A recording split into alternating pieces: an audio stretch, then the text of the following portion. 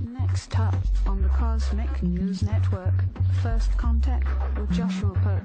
Good morning, Earthlings. Good. How you doing today? Good. How you doing today? Welcome to First Contact Radio. Welcome to First Contact Radio. To talk about all these things I'm talking about is because in life, everything is energy. Every single thing that's out there. Yo, it's First Contact with Joshua Poet. He's the man on the mic, just in case you didn't know it. Covering news from all around the globe, from the weather and space to UFOs. He'll talk politics and make you open your eyes. Conspiracy theories and government lies. He'll dig it all up and try to find the proof. Cause it's time to demand the truth. It's time. First Contact Radio. We have time to demand the truth. It's time. First Contact Radio. We have arrived. To demand the truth. It's time. First Contact Radio. It's time to demand the truth. Radio. We have arrived. First Contact Radio. Good morning, Earthlings. How you doing today? Welcome back to First Contact Radio. Glad you could be here today. A lot going on. Today is the 10th of June. 10th of June. So, moon sign, Scorpio. Scorpio, we know, is tarot card of death. Scorpio is all about things that are deep, buried, deep, further out there. Think of Scorpio. Pluto, which is the planet that deals with it, is way out there. So these Scorpio things are things buried deep. We have emotions dealing with it. It's a water sign. So Scorpio is dealing with emotions. Emotions that are kind of buried deep. The dark aspect that comes to it isn't because they're dark or bad, but they just are so far away that they're away from the light. So that's really it. There's nothing bad inherent to it other than just the perspective of where Pluto is.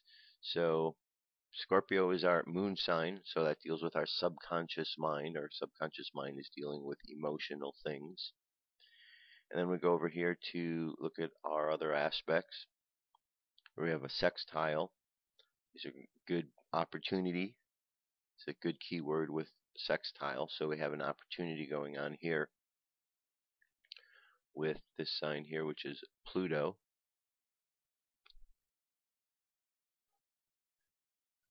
I can make this screen a bit larger, I believe. That would be helpful for y'all. There we go. How about that? Okay. So we have in Pluto. So Pluto, again, transformation, so that's where we're at the moment. We have this opposition taking place between Venus and the Moon, which means these two signs are opposite. Go over here to the Zodiac here. I'll show you. There's Venus right here. There's Scorpio, so opposite where they're at. So when things are opposite, sometimes they could provide tensions or they could provide balance. And then this sign down here is a conjunction. It means that these are both right next to each other. So we have our moon, Scorpio, and Saturn. So Scorpio is emotions. Saturn's discipline, so it's disciplining of emotions. Maybe in another way, looking at them from a serious standpoint, because this can be seriousness that can take place along with discipline. That's something we're looking at this afternoon. And then we'll also have a trine, a good positive vibe going on here between Jupiter and the moon, Scorpio. So those emotions and those feelings after we go through that phase, while we're kind of looking at the disciplinarian side, the serious side of things, things expand into the evening with those emotions and the feelings. So Jupiter expands them a little bit, gives them an opportunity to breathe, look at them a little differently. Alright, so that's kind of what's going on with the energies today. If you want to look a little bit more, here's the ephemeris. Just kind of says the same things I was saying, or talks about the planetary positions, so you know exactly where they are. Here we have this Neptune, which is retrograde. So it's going retrograde. So this one here, Neptune, is looking at things from a new perspective, so it's going retrograde, so we're being challenged to maybe look at some things. Retrograde means go back a grade. look at things that you previously looked at. Okay, relook at your lessons and studies one more time. So it says go back, and it's going to be retrograde for a long while. You could see all the rest of this month. It's going to be in that retrograde position, and on into next month. These planets, I believe, take a long time to come out this retrograde. So we're being challenged to look to the past, look at our perspective of how things might have been, what's changed, see where we're at. Venus is in Taurus, Mars is in Libra, Jupiter is in Cancer, the expansion, the disciplinarian is Saturn. It's also retrograde, which means we're looking at issues that we've looked at before. And it's retrograde in Scorpio, which is water, so there's our emotions are being dealt with. And here we have Uranus, change, is in Aries, so positive, good positive change, moving forward with your career. Also, if it's not channeled in a proper way, it could be warlike, aggressive. And then Pluto is retrograde as well in Capricorn. Capricorn's an earth sign. Pluto is transformation of our bodies, of our physical worlds around us. But again, looking at the retrograde is looking at the things we've done in the past. So revisiting some of the things that worked for us in the past so we can make them. That's the whole idea, looking back to the past. These retrograde phases, they're not retrograde. Retro means going back. We think of looking at the retro periods, and we look fondly at the times like the 50s, the 60s, the 70s. We look at all the styles. So that's what retro is, looking back, going back to those other phases, going back a grade, not as in a punishment, but life is saying take a moment to relook at some of the things you've done. Look at the ideas that you had. Look at what you were working on, and see how it may have evolved, because perhaps now it's time to reevaluate that and bring it into the world. Sometimes when we create things, we think that we're creating something for right here, right now. But that's not always the case. If you've created, works out there, anything, that sometimes you start things and then you put them aside and you don't do anything with them, and then months later or years later you go and you pick it up again, and next thing you know, you're pushing that forward, and because it's time. And that's how it is with everything. So we always have to be reminded, go back and check on these other things you were doing. Remember that time in your life where you were this sort of way. Are you the same type of person with the same ideals as this time? And it's a very positive thing when we can take a look back. So it's helpful to understand and just see. And all this is just understanding how the energies are working. I'm leaving this up here so you can find this. Again, it's very helpful for you just to remind yourself where everything is. These sciences are all sciences that the more you can look, the more you see, the more you learn. Let's see, a couple other things I thought would be helpful here since I talk about the aspects. Here's a page that talks about what they are, just something helpful. What is an aspect? Okay, aspects are angles created by the varying positions of the planets in the sky in relation to one another. Some aspects are harmonious, while others breed challenges. Astrologers are able to assess what conditions will be present and for how long by evaluating these aspects. For instance, if communication and data, planet Mercury is up in the sky creating a 90-degree angle called a square to aggressive Mars, this could be a warning sign that you may argue with someone or get a speeding ticket. At the same time, Mercury might be creating a 120-degree angle called a trine to expansive Jupiter, indicating this is a great time for a short trip. This might seem contradictory at first, but on any given day, it's common to just come across various conflicting energies. You could read it as a great day for a short trip. Just remember to watch your speed. Or you can have a lot to say, but be willing to listen to others' point of view. Astrology works best when combined with your own common sense and intuition. So this is a site you might want to go through. It has the different aspects down here as well, so you can go check it out. And for those who are wanting to dig in a little bit more just to understand, I like to go through and find the different astrologers that are out there and their information because it's very helpful. I'm always learning more and more about all of these, and so I like to see what others are saying. Here's another site that I thought you might find helpful. It's the astrologer Kelly Fox. She has this really cool blog where every day she puts what's going on here for the day. So this was an interesting one. It says the passionate Scorpio moon makes stressful aspects to Venus, Saturn, and Uranus today. No matter how much we want something, our desires will remain elusive.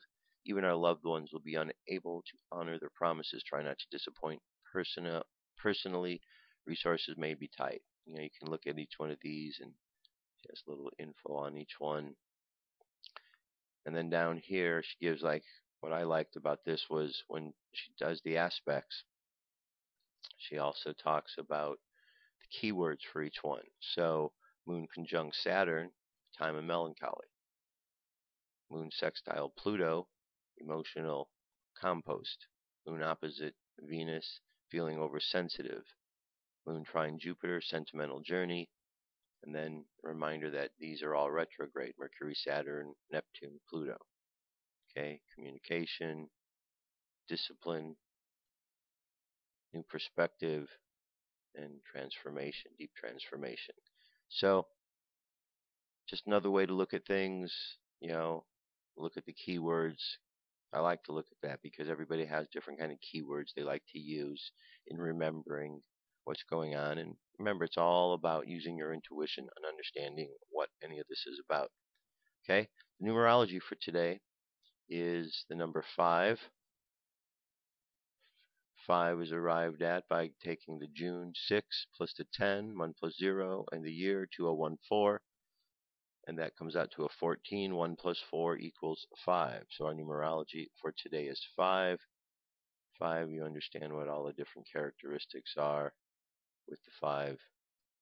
It's the tarot card of the Hierophant.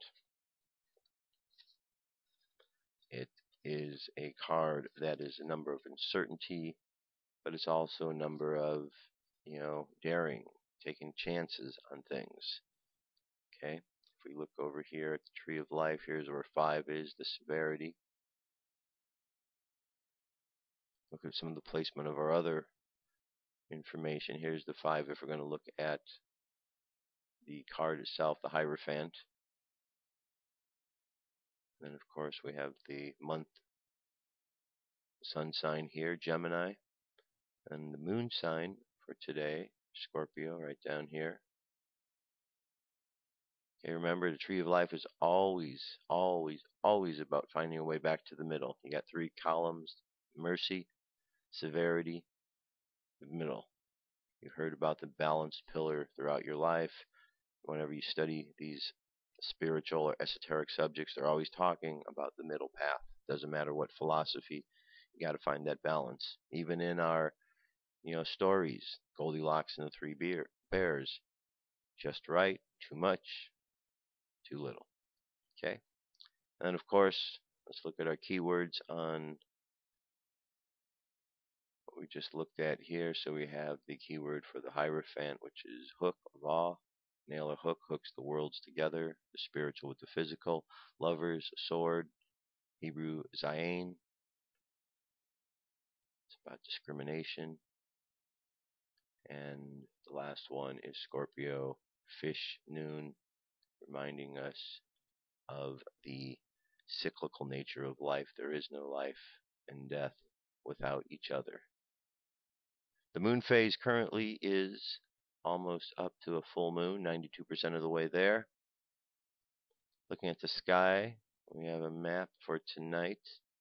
What we will see, this is 10th right here, so we'll see the moon, we'll see Libra or Saturn right up here. It says now the waxing gibbous moon is lower left of Saturn at nightfall.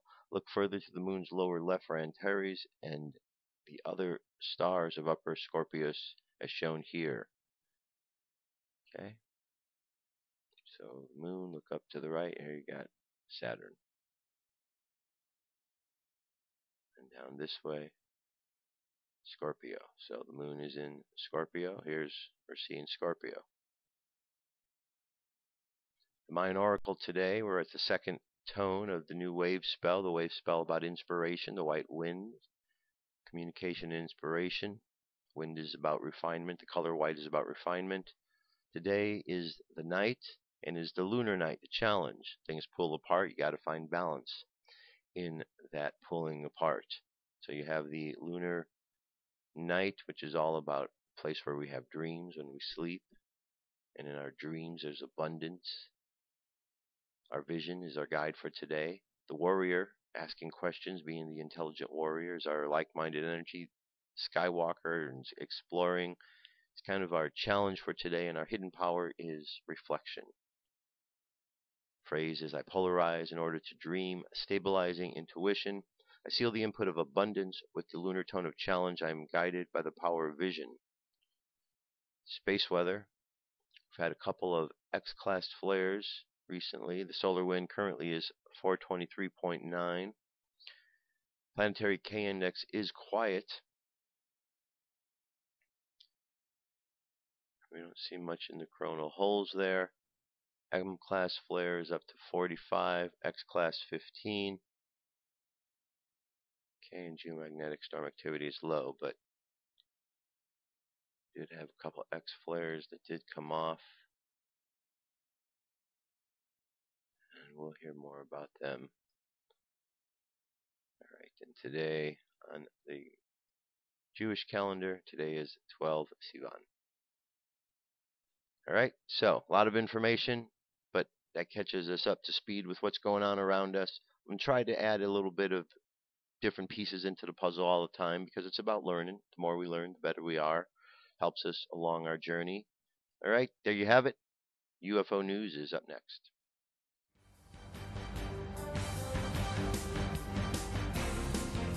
This is the UFO News with Joshua Poet.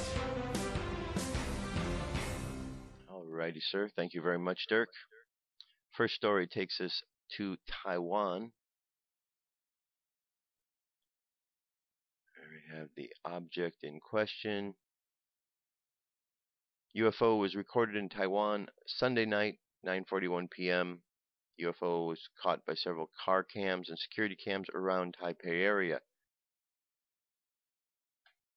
In the videos, we can easily see that this is not a meteorite because it does not have a tail and it does not burn or have fire fragments breaking off of it. This is a glowing UFO. The light is steady, unlike a burning meteor. It was headed into the mountain area behind Taipei. Scott C. Waring. And the video here is 2 minutes 41 seconds, in which you can see there it is up flying across. Okay, so check out the video, see what you think. I'm going to jump next over to Serbia. UFO activity over Belgrade, Serbia. We have 3 of them right here, or one big triangle. More than 20 orange UFOs were recorded flying across the night sky above Belgrade, the capital and the largest city of Serbia. This was on the 6th of June. There we go. Well, there's a whole bunch of them, more than just 3. Is it 20?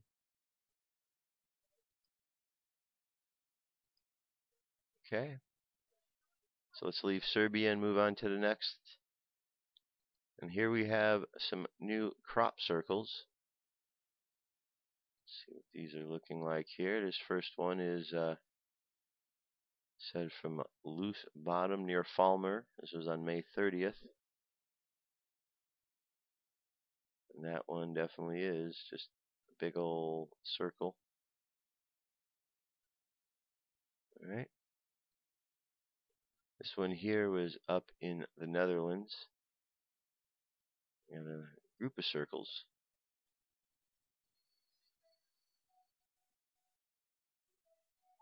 Okay. So we have 1, 2, 3, 4 of them.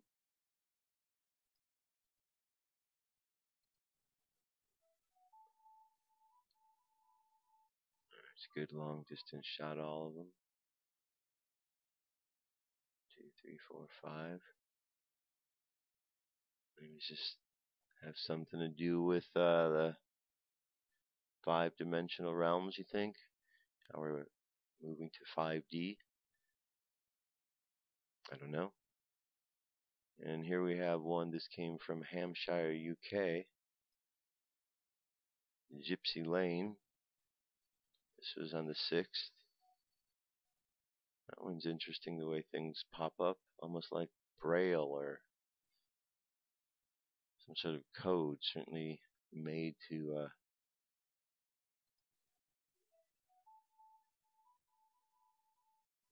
very interesting. Kind of interesting from that perspective too, huh? Alright, and here we have Slovenia, also on the 6th. Half circle makers were busy, huh?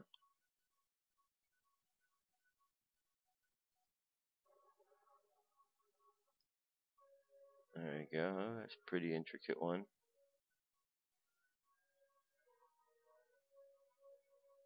This is a 2-minute, 22-second video. Alright, that's very interesting.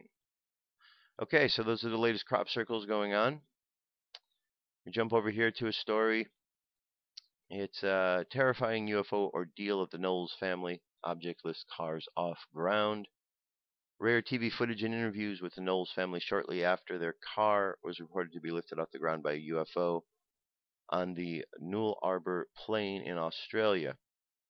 The Knowles family set out from Perth for Melbourne in the hope of finding new jobs. Instead, a terrifying and violent 90-minute encounter with a UFO on Newell Arbor Plain left them so shaken they turned around and headed home.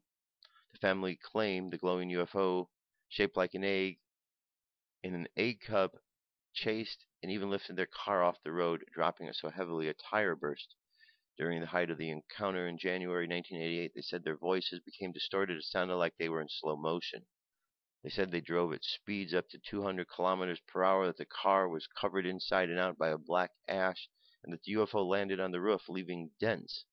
The incident on January 20th made world headlines, with so much treating their story with skepticism, so much so that the Knowles family retreated from public view before allegedly being duped by an Adelaide marketing man and losing the car after failing to continue its repayments. And there's a nice long story of the family and what they said happened. I'm going to leave this to you to read, because there's a lot to read there. Very interesting. Car gets lifted off the ground. Alright, here we have a story. This has to do with UFO up in the Twister here. What was it? Still a mystery today after these years, after being researched by the internationally acclaimed UFO hunters team from America and the scientists at places like Manchester, UK. Dr. Ted Ackworth and Dr. Grant Allen discussed a UFO that I had photographed in Rufford. The object was moving according to the detailed research and examination of the camera's shutter speed at incredible rate. The estimated speed of tornadoes was around 80 miles per hour, yet the UFO had motion blur, indicating a much greater velocity of flight. I later described the whole story in one of my books. There's the link to it here.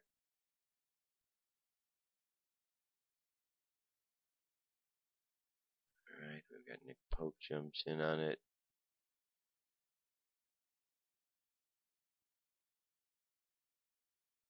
Okay. So, let's see. Sons took a faintly tongue-in-cheek cut issue on this tornado.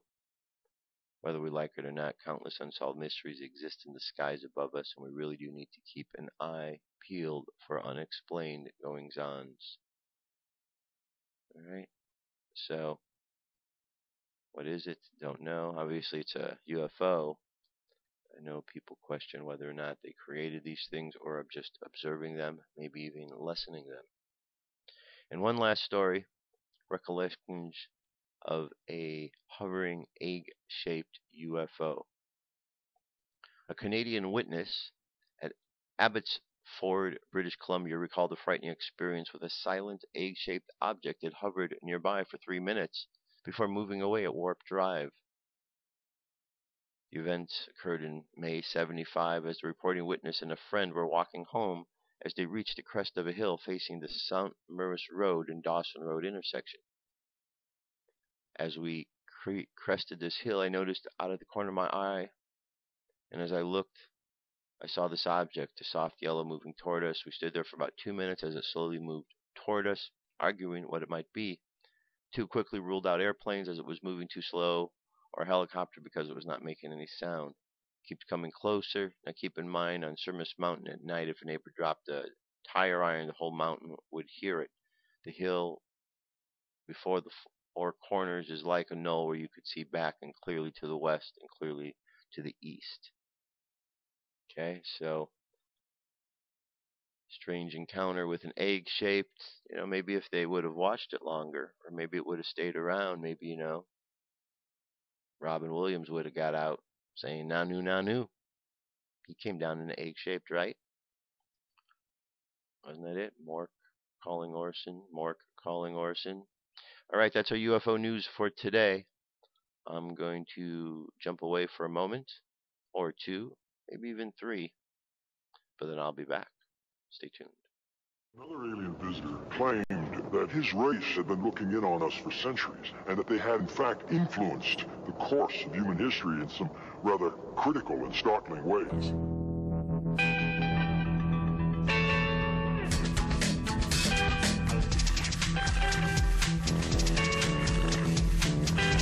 Listen up. I am myself and I am someone else. Do you know what I mean? Wouldn't sound so crazy to you if you've seen what I've seen. Corridors of time, dimensions of space, traveling through the universe, from place to place. Don't arouse suspicion of a membrane gone insane. Everything is possible, just gotta see with an open mind.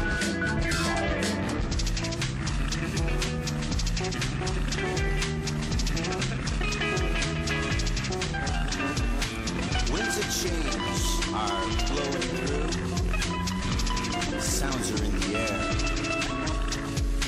A distant voice calls to me. I hear it everywhere. Communication from beyond. A message for this world. Cosmic signals sent to Earth. Beep, beep, beep, beep, beep. Don't arouse suspicion of a membrane gone insane. Everything is possible, just gotta see with an open mind.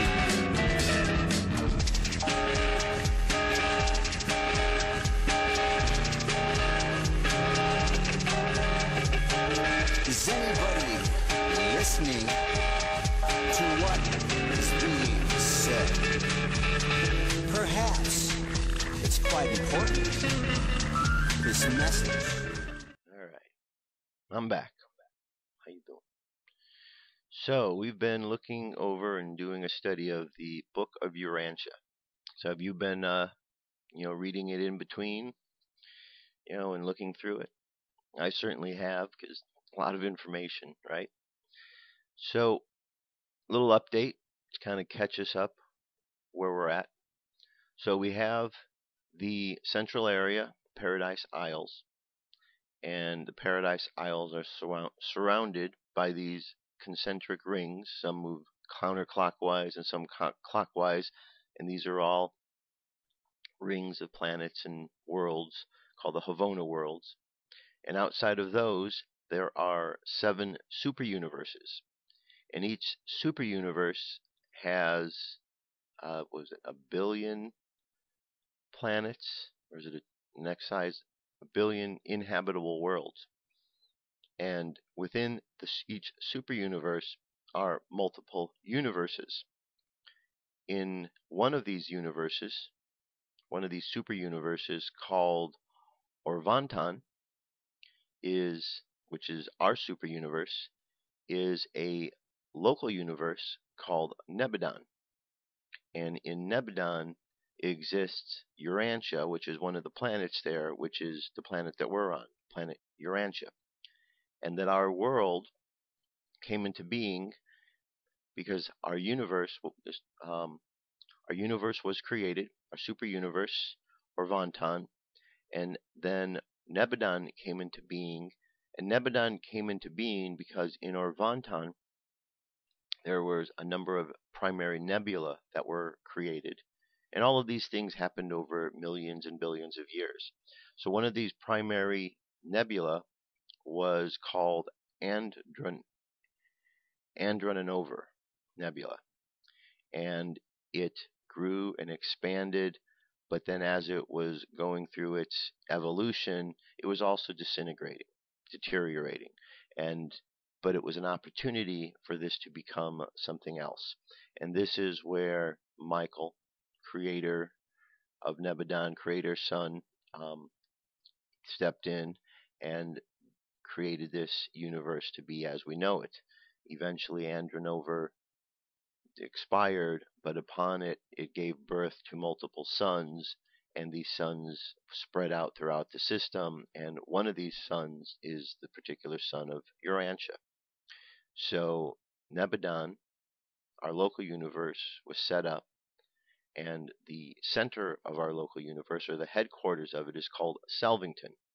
That's the headquarters where Michael and the organization that is in charge of the universe reside. That's where they oversee things from. Okay? So that's where we're at. We're on Urantia, which is a planet in the universe of Nebadon. Nebadon is a universe of a super universe of Orvantan. And Orvantan is part of the big picture of the whole deal. Okay, so that catches us up, right? So we're going to continue on. Today, we're going to look at the next section, section 4, SATANIA and Monmatia. SATANIA itself is composed of over 700,000 astronomical groups or physical systems, few of which had an origin similar to that of your own solar system. The astronomic center of SATANIA is an enormous dark island space which, with its attendant spheres, is situated not far from the headquarters of the system government. SATANIA is not a uniform physical system, a single astronomic unit or organization. Its 619 inhabited worlds are located in over 500 different physical systems. Only 5 have more than 2 inhabited worlds, and of these, only 1 has 4 peopled planets, while there are 46 having 2 inhabited worlds. More than 2,000 suns serve SATANIA. Power directors control the energy circuits. There are upward of 2,000 brilliant suns pouring light in SATANIA, and our own sun is an average blazing orb. Of the 30 suns nearest yours, only 3 are brighter. Universe power directors initiate the specialized currents of energy which play between the individual stars in their respective systems. These solar furnaces, together with the dark giants of space, serve the power centers and physical controllers as way stations for the effective concentrating and directionizing of the energy circuits of the material creations. Got it? Okay. The evolution of our solar system. The origin of Monmatia.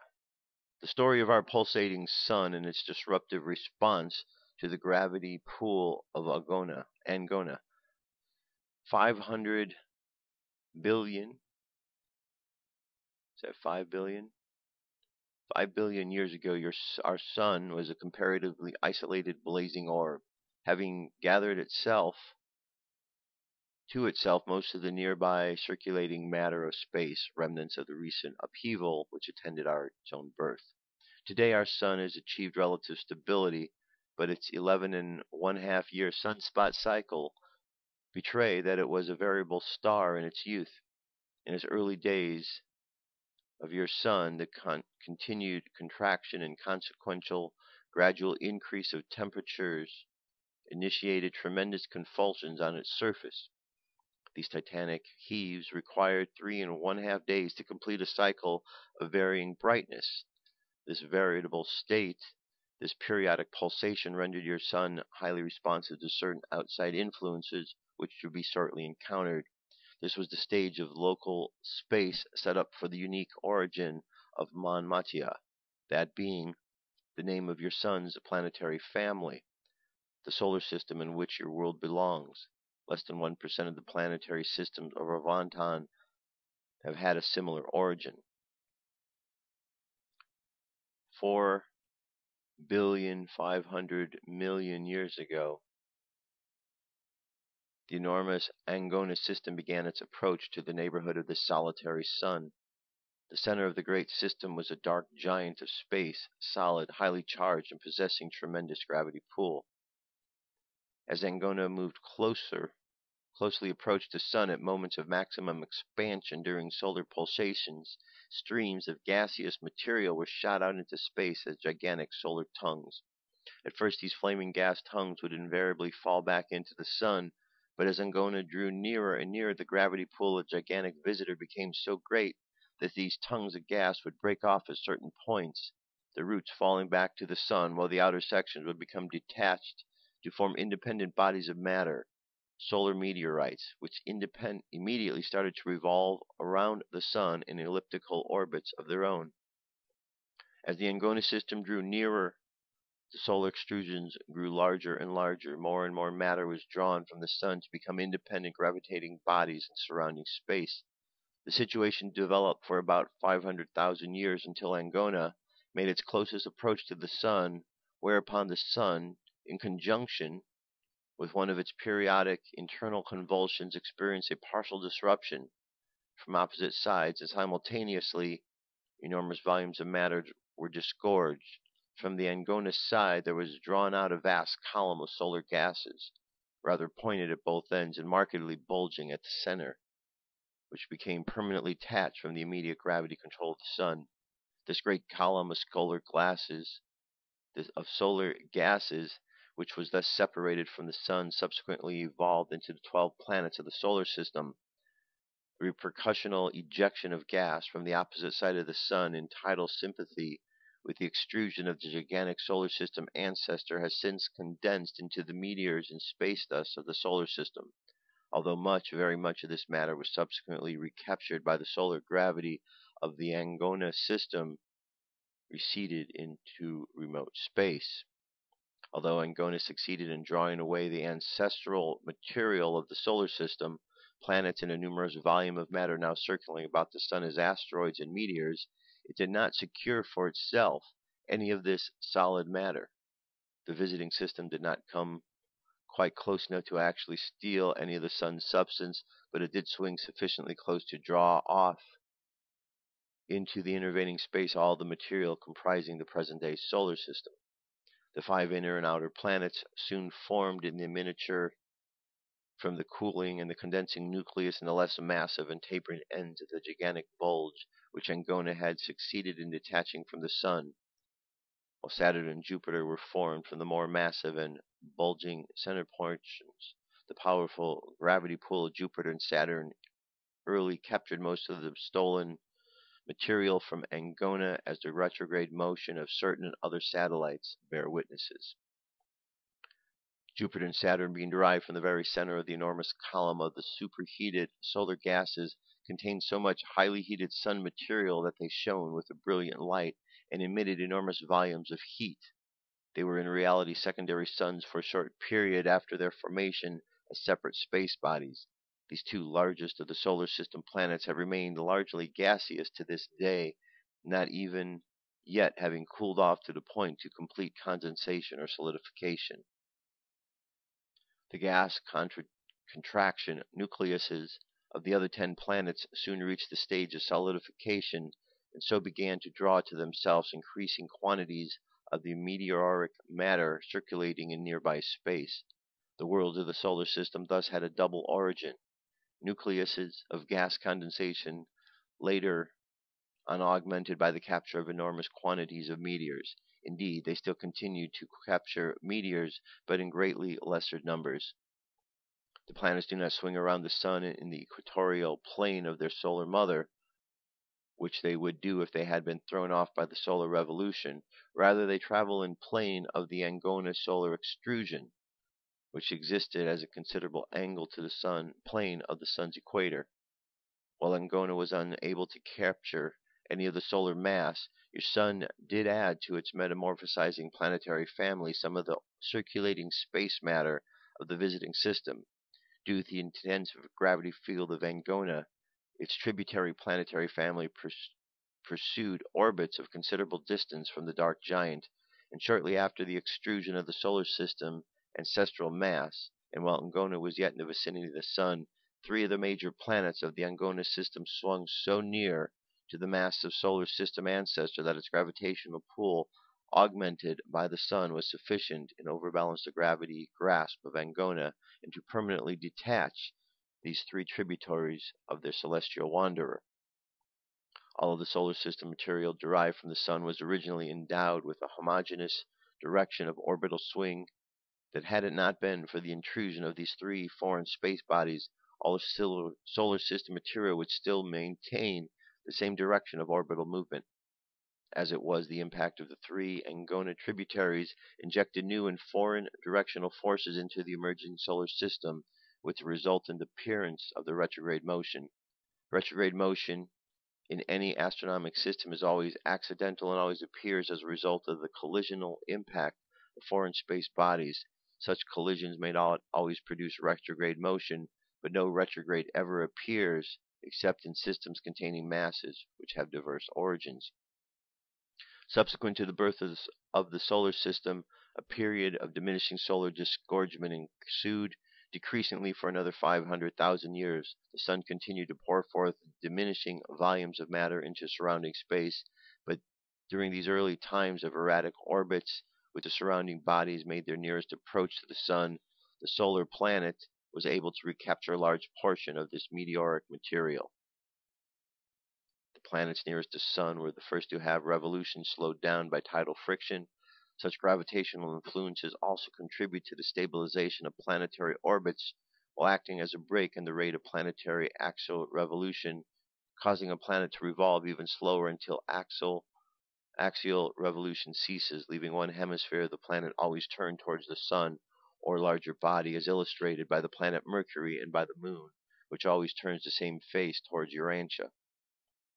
When the tidal frictions of the moon and the earth become equalized, the earth will always turn the same hemisphere towards the moon, and the day in the moon month will be analogous in length, about 47 days. When such stability of orbits is attained, tidal frictions will go into reverse orbit, no longer driving the moon further away from the earth, but gradually drawing the satellite towards the planet. And then, in that far distant future, when the moon approaches to within about 11,000 miles of the earth, the gravity action of the latter will cause the moon to disrupt, and this tidal gravity explosion will shatter the moon into small particles, which may assemble about the world as rings of matter, resembling those of Saturn, or may gradually be drawn to the earth as meteors. Interesting. If space bodies are similar in size and density, collisions may occur, but if 2 space bodies of similar density are relatively unequal in size, then if the smaller progressively approaches the larger, the disruption of the smaller body will occur when the radius of its orbit becomes less than 2 1/3 times the radius of the larger body. Collisions among the giants of space are rare indeed, but these gravity tidal explosions of lesser bodies are quite common.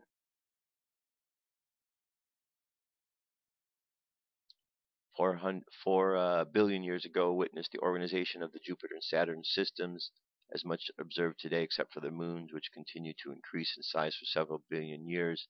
In fact, all the planets and satellites of the solar system are still growing as a result of continued meteoritic captures. 3,500,000,000 years ago, the condensation of the nucleuses of the other 10 planets were well formed, and the cores of the most of the moons were intact, though some of the matter satellites later united in the nearest present-day larger moons. The age may be regarded as the age of planetary assembly.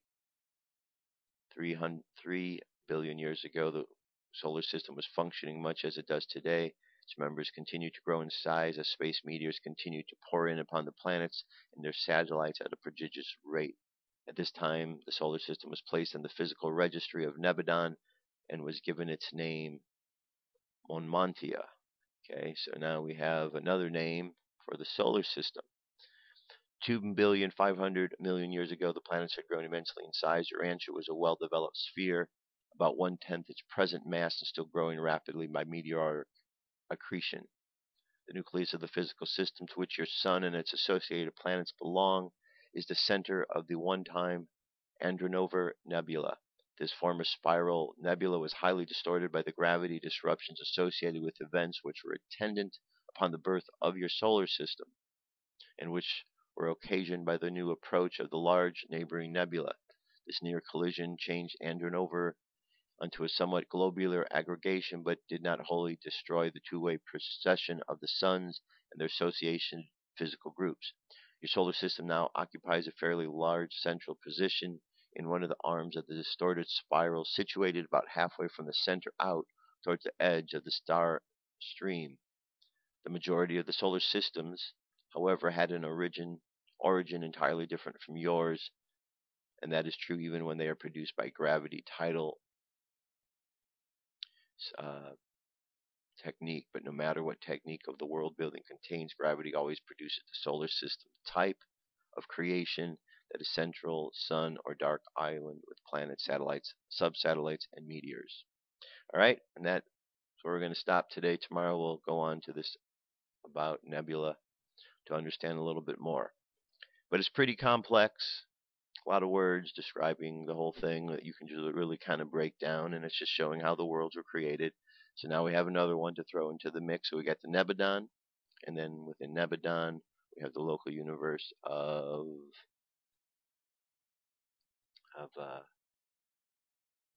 what we're just talking about today. Let's see, that's why I need to keep going. Monmatia, and then in Monmatia, in our solar system, Urantia. All right, there you have it. That is Urantia for today. We'll continue on tomorrow. What do you think? Do you like the Book of Urantia material?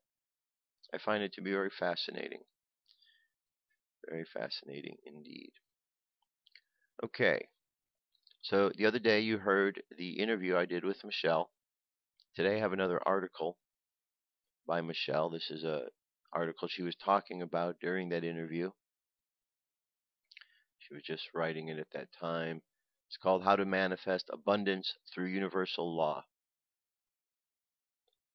Earth was created to be a beautiful, abundant blue planet, and everyone who incarnates here should have the right to food, clothing, and shelter. Manifesting this abundance involves changing the belief that you cannot manifest along with paying it forward with an energy exchange that keeps the flow rolling. The secret to manifesting abundance lies within the heart and the will cause demise of those who are attempting to rule the planet out of service to self. There are universal laws that help energy flow freely, as well as to balance the polarity by placing parameters on the playground. The law of universal abundance can really be described as the law of receiving. Energy exchange requires giving and receiving, and this flows continuously in a circle. What goes around comes around. If you do not receive when energy is put forth, it breaks the circle of flow. This would be similar to going to work every day for free. As a child, you were taught that you have to work really hard to deserve to be financially successful in life. Having abundance and harmony with universal law does not usually mean working 2 jobs to have a mortgage you cannot afford or material items you will never use. There is an unlimited source of everything we need or could ever want. This great abundance is already ours, infinitely available to all of us all the time. Everything is made of infinite energy, including our spirit. This infinite energy is available to everyone at all times. Those who wish to dominate and control the planet have programmed our minds to think that there is a lack of resources, and they are actually trying to destroy our resources in order to keep us under their control. The credit system was invented as a chit system by the Knights Templar to allow people to travel from the place to another without being robbed. A person would possess a letter of credit that was written in code that defined how much money had been deposited on file. Each time the person would buy supplies, the Templar at that station would mark off in code what was used. The analogy today would be a debit card. The system was later distorted when the Federal Reserve began the banking system in 1913 and then began printing money with nothing backing it up. It has evolved into a system which banks are allowed to loan out money that they do not even really have. When people get lost in credit card and loan debt, it is hard to recover, and the system has engulfed them in worry and sadness so that beings who are fed off this can get a full belly of negative energy. One cannot really be blamed for wanting to be part of the American dream as it is marketed. The value of working and receiving has the balance and value of paying for goods as you purchase them in order to balance the energy exchange. When you receive more than you have put forward, you'll try to figure out how to pay some energy forward in order to keep the balance. The Vatican has enough money to feed, clothe, and house every person on this planet. Yet the ones behind the curtain that created the religion hoard it all for power and energy vampirism. In order to balance out the hoarding of funds by the select few, we need to come together in community to help our neighbors in need. The future of the earth involves community living. Every person would have everything they needed to live comfortably, and barter or donation would get you anything you needed. If one person liked to cook, they would cook for many, and if another person liked to build houses, they would build many houses. There would be no need for money, and there could be a council of elders and that people vote on to make sure that things run smoothly. Imbalances as energy exchange would become very apparent and could easily be corrected, and if the person voted into the council did not perform, they would be immediately replaced. Moving energy forward keeps it in a cycle of returning to you along the cycle of abundance. Fear in giving it away as lack will result in lack. If you are storing up energy, move it forward and watch what happens. For example, if you have accumulated a whole closet of clothes that you do not wear, donating them to the homeless creates more space in your closet for you to buy a few brand new outfits. A cluttered home packed full of material items can block the natural flow of energy. It may not consciously register, but subconsciously a person's energy seems to not have enough room to expand. Feng Shui is a Chinese system of energy flow determination that will keep the balance of harmony and flow in your home. The first step to Feng Shui is decluttering, and an emotional release can occur as you accomplish this. It is not uncommon to feel lighter and freer after a big purge. There is more natural abundance on this planet than most people know of. Energy abundance also includes knowledge, wisdom, love, compassion, and faith. A balanced Mother Nature could provide an abundance of water, food, and animals to feed the amount of people that are here on the planet today. Rebalancing Mother Nature begins with each person on the planet changing their lives to at least 51% service to others. Abundance relates to the state of being consciously connected to our source energy. By the universal laws that govern all of us, abundance is already given, but our experience with it depends on how we align with it. With the law of abundance working on your side through the pay it forward concept, the divine flow keeps going and keeps you to have everything you need to be comfortable and happy. Love is the highest form of energy, and when given freely and unconditionally can bring high vibrational energy back to you to assist in evolution. Balancing the universal law of abundance may very well be one of the most important lessons on the planet, driven by unsympathetic materialism and greed. Okay? There you go. Another good article. So very important, we need to recognize what we have available to us. We're taught and we're shown that we don't really have all that we think we have, which is kind of nonsense, because the laws of the universe tell us the opposite. They tell us that everything we possibly could want is available right now. All the power that ever was or will be is here now. And so all we have to do is tap into that. All we have to do is allow that into our lives. We're either pushing it away from us or we're bringing it to us. And if the energy is around us, we don't have to go out to be a collector of this. All we have to do is collect what's around us. Pay attention. Understand how we are putting our energy. Are we pushing it away or bringing it forth? It's just about energy. Okay? Today's message is a message from Mira of the Pleiadian High Council. Here she is. From the Pleiadian High Council. By Valerie Donner, June 8, 2014. Greetings. I am Mira. I am devoted to the Earth's ascension and therefore am working full-time with the Earth Council.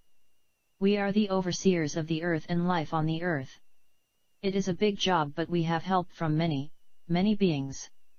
Our Creator is in charge. We love you and love the Earth. What happens on the Earth affects all of creation.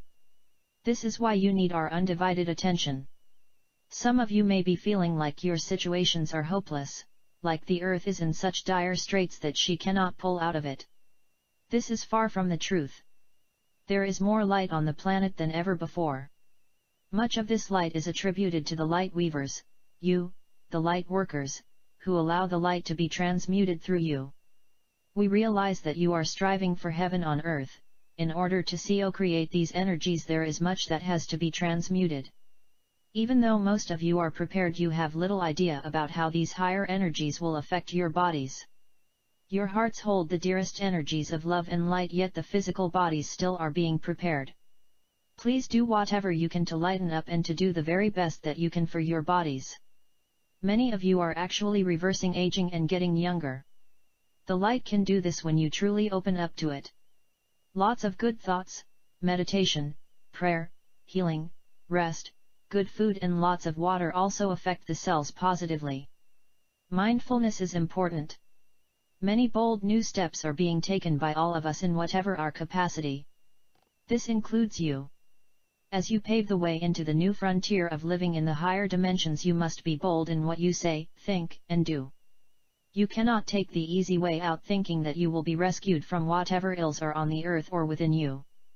We can help you and guide you, but we rely on your consciousness for the transformation. We are multidimensional beings.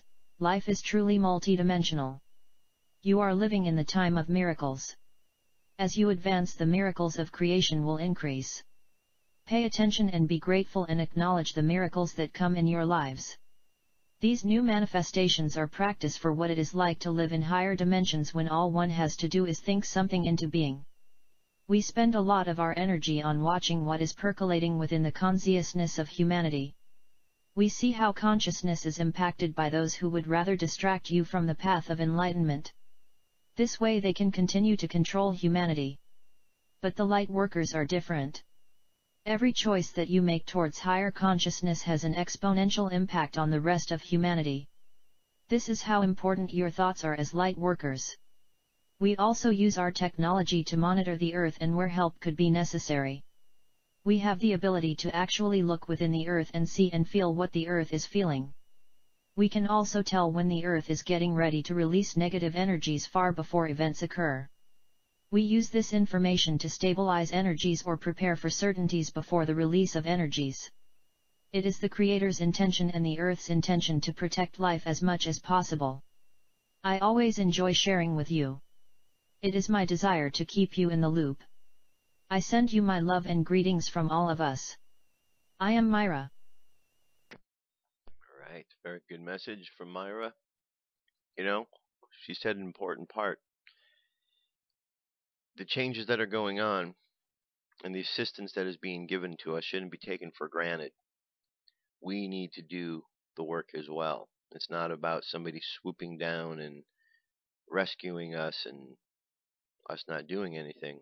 We need to do the work. This moving into the new dimension, new reality. We have to do the work. We have to focus where we want to go. We have to turn away from where we don't want our focus to be anymore. We have to make that effort. No one's going to come and grab our heads and say, look here. So we all have to take responsibility. And the more that we do this, the more we'll find it'll be easier and easier, because I believe that's inherent in everybody. Not everyone on this planet is operating from the position of greed. It's only a small few. We know who they are.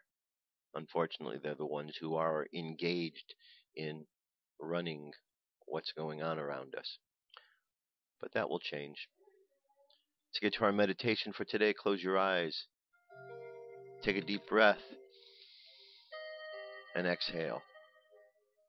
Take another deep breath. Exhale again. And another breath. And continue breathing. Slowly exhale and breathe in and out. And contemplate the words of today's affirmation. Everything that is happening now is happening for my ultimate good. Everything that is happening now is happening for my ultimate good. And just breathe that idea in and understand that as you go through life, as you go through the world, whatever you experience is teaching you, showing you something important. And as we begin to look at the world and we look around and we see the world for what it is showing us and telling us, we begin to see something more. So imagine yourself walking through the world, looking around to see what the world is showing you, listening to the messages that are being whispered to you.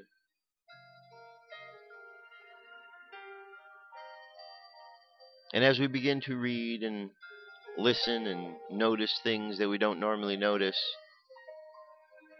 the world takes on a different perspective. For the more possibilities we realize exist, the more we let go of the limiting ideas that held us back. And pretty soon, as we let go of all of these limiting ideas, we find ourselves free to create the love, the life that we wish to create. Imagine walking down the path of life with millions of others just walking along throughout the entire world. Imagine holding hands, being connected, sharing this oneness, this understanding that we are all here together as brothers and sisters upon this planet, caretakers. And imagine us standing forth with our spirits guiding the way. So just imagine the kind of world you want, of peace and harmony. Turn your vision towards there. Imagine for a moment all of the other corruptions that have existed in the world, and imagine seeing them just fading away as if they are a memory that is no longer necessary to hold on to. And as you let go of that memory, all of the problems that were associated with it fade away, and the focus turns towards the positive. At the same time, we give thanks for all that we have learned through all the challenges, for it made us stronger. But we no longer need to be in that place, for we can understand the lie, so we don't have to be tested by the liars. We understand the corruption and the deceit, so we no longer have to be tested by those who are deceiving us. We understand the greed, so we no longer have to be subjected to the greedy. So we thank you, great Creator, for all of these lessons to help us understand and find the humility in our hearts to responsibly use the energy that you give us each and every day. And just walk the path of life today, just noticing all of those things that maybe you don't normally notice.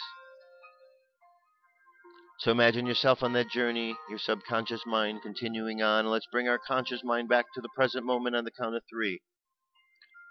3, coming back to the present moment filled with confidence. 2, coming back to the present moment filled with faith. And 1, coming back to the present moment happy, healthy, and whole. Happy, healthy, and whole. Take another deep breath. Exhale. And open your eyes. That's it, my friends. That's it for today. Thank you very much for being here. Tomorrow, I'll continue on with the book of Urantia. So I'm going to reread through what we did today just so I can kind of be a bit more familiar with it. You do the same, and we'll reconvene tomorrow, same time, same place. Have an awesome day. Much love and light to each and every one of you. Talk to you soon. Peace. I'm out of here.